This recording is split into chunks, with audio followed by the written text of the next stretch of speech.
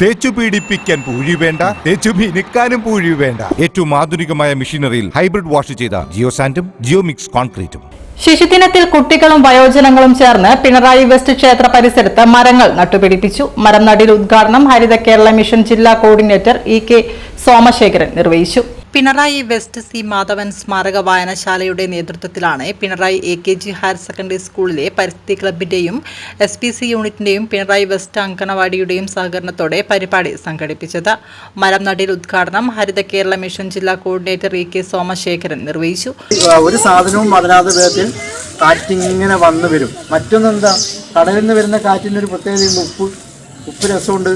ഈ ഉപ്പ് രസത്തിന് തന്നെ അത് നിങ്ങൾ കടലിൻ്റെ നിങ്ങളൊന്ന് ന്യൂമാക്കിനെടുക്കുന്ന തുടങ്ങിയിട്ട് അങ്ങ് രാമന്തളി വരെ ഒന്ന് കടലിൻ്റെ കരയിലോട്ടൊന്ന് സഞ്ചരിച്ച് നോക്ക്.